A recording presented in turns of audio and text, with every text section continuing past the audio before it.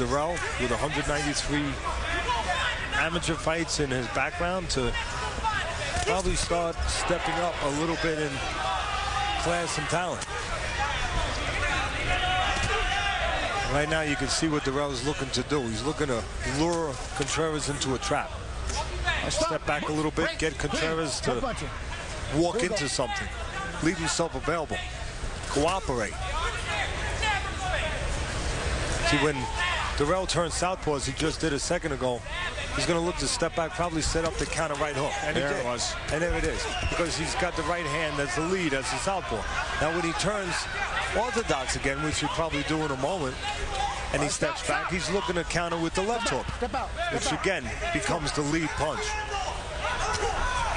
There's that right hand again. Let's see if he can draw Contreras in one more time. Watch for that right hand of Dirrell. Again, when Dirrell's southpaw, you know, takes a little step back, he's going to look to drop the right hook on you if you come in.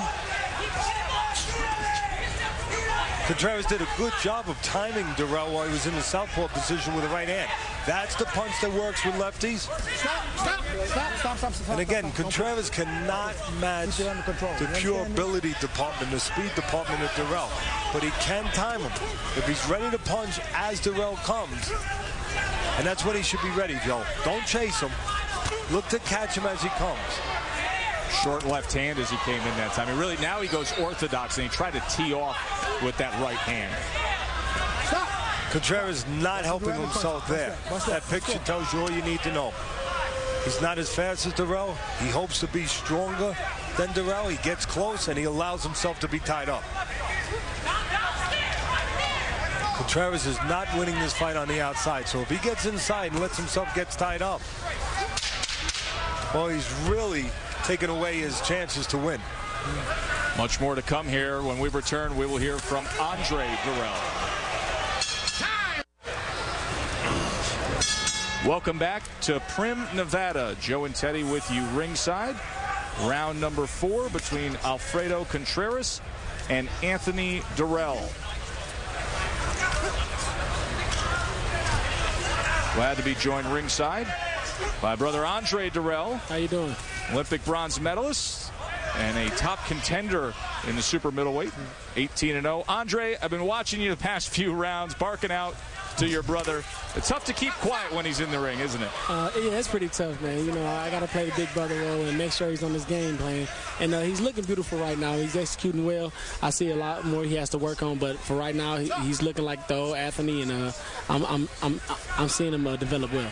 Andre, you say that you see a lot more that he can work on. So, as a trainer, the first thought I'm going to ask you is, what do you see that he could be doing more? Use his jab more? Is that one of the things? Most definitely. You know what I'm saying? We both play a big role with that in camp, working on our jabs. Because, you know, I wasn't too active with the jab as well. But, yes, he needs to work on the jab more. He needs to sit down more on his punches and get himself together as far as executing better. You know, he's countering a lot better than he used to.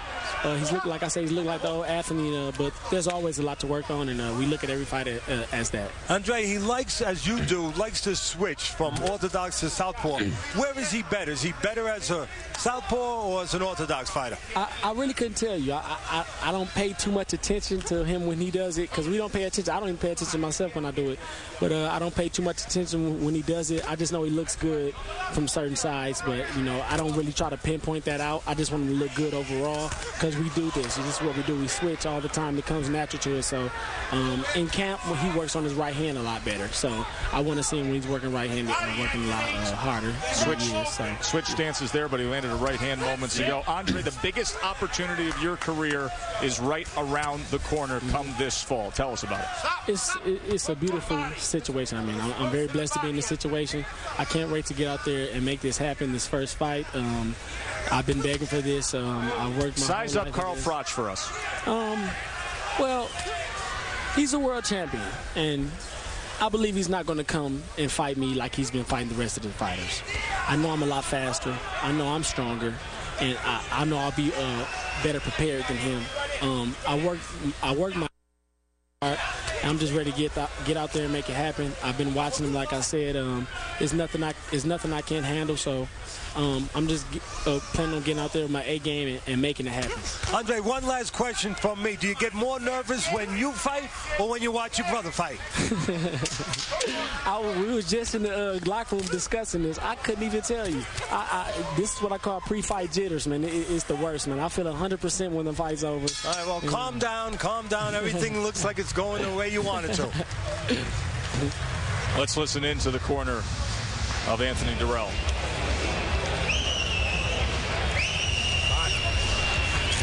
Let it go for the body. Up and down on him. When you hit him, follow up on him. If you be hurting him. Yeah, if I can see it. I can't reach over there. Fifth round coming up. You work hand, I got him ready with this. Oh, okay. As we listen in to Leon Lawson, Rafael Garcia. Andre, what was it like to watch your brother go through his battle with cancer, and how proud are you to see where he is today? Well, ever since the situation happened, I've always looked up to him. I looked up to him as a man, as a fighter, and as my brother. You know, he's always been a little big brother to me. I'm very proud of him. He works hard. You know, he looks up to me. When I first came here to camp, he was running 4 or 5 miles. When I got here, he ran 8. So we feed off each other's energy. It's great to see him back in action. I'm very proud of him. He's developed well as a man and as a fighter. So I'm very proud of him. As have you, Andre. Best of luck this fall. Andre Dirrell, 18-0, going after a world title in the super middleweight division against Carl Froch come this fall. Best of luck. Thanks a lot, and it's good to talk to you guys again. Good luck to you, Andre. Round number 5, scheduled for 8. See, that's a little chasing right there. You saw Dirrell use those quick hands chase, but that was good chasing. That was good reaching in, because he knew Contreras was not set to punch, Joe. So that was smart. He's sort of read the road a little bit. You know, you're driving up that road and you got to read that map a little bit. You got to scout what's ahead of you. See if there's a turn coming up. See if there's railroad tracks coming up. You know, see if there's a stop sign coming up. And Dirrell understood he could jump in because Contreras' feet were not set. And a good counter right there, getting Contreras to jump in, reach in a little bit.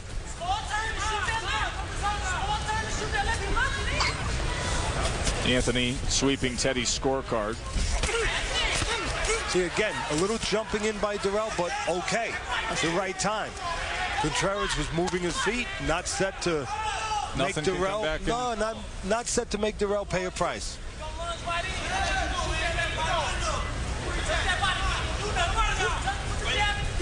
What he has to be careful of with Dirrell is when he jumps in when the man is set. And again, a lot of guys with a lot of natural speed do that. They're kind of like a kid with a sports car. I've said it before. They don't know how to handle that speed yet. Sometimes they go too fast in the car. Sometimes they might run a red light a little bit or something.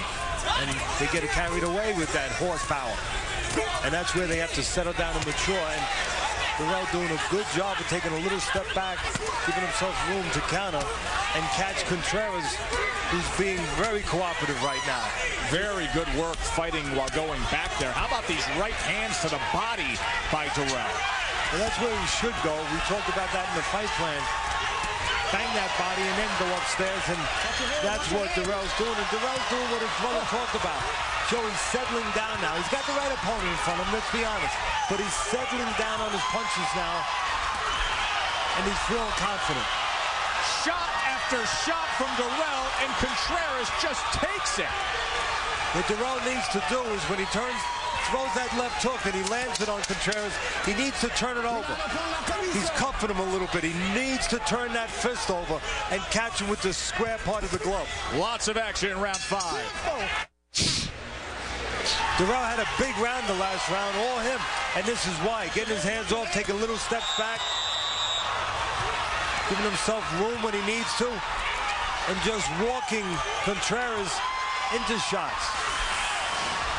Anthony Dirrell, 17-0. He landed 43 punches of 91 thrown in that 5th round. He was diagnosed with non-Hodgkin's lymphoma back in December 2006. He had chemo treatments every 2 weeks for 8 months. He had radiation treatments every day for about a month. He was finally given clearance to resume his career last September, and this the 6th fight of the comeback.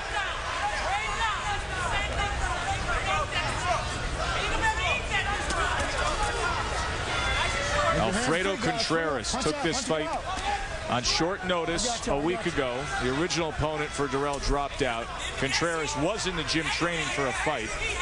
He was preparing for a card coming up in Montreal, but he took advantage of this opportunity to fight on TV against an established name like Dirrell, able to turn away from that right hand. And look at the look that Contreras gave Dirrell, and Dirrell says, all right, I'll give you a little more.